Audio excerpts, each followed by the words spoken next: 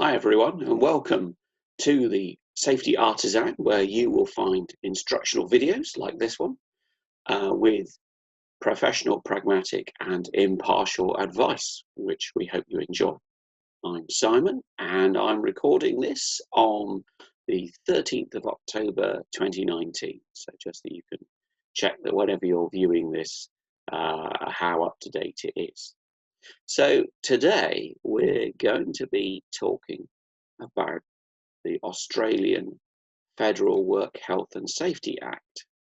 I'll just minimize me out of the way because you want to see me.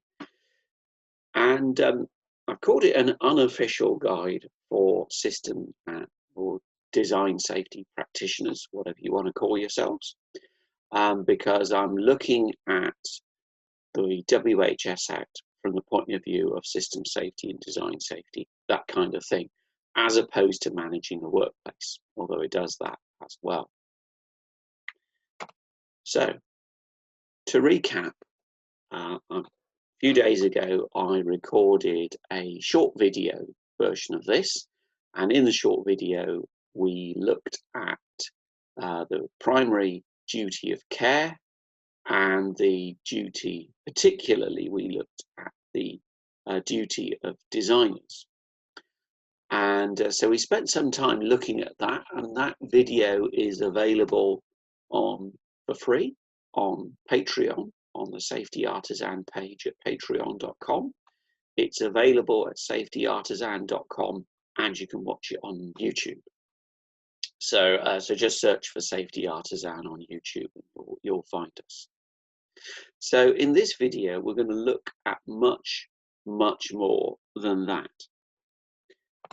So now I've say selected topics. We're not going to look at everything in the WHS Act. We'd be, there's, as you can see, there are several hundred sections of it. We'd be here all day. So what we're going to look at is things that are relevant to system safety, to design safety.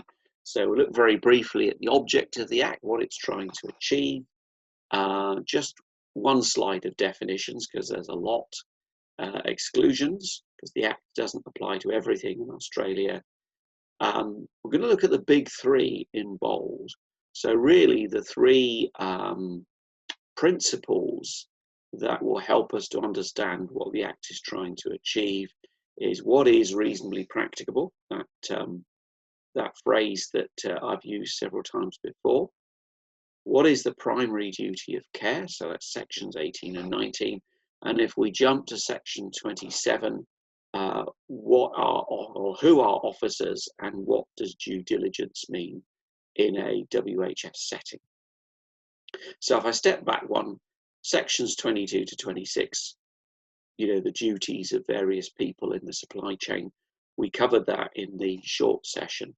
So go ahead and look at that.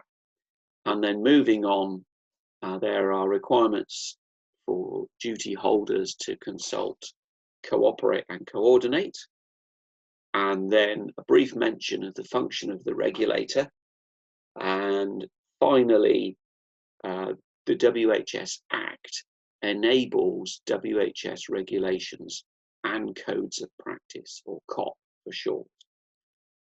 So we'll just mention that. So those are the topics we're going to cover.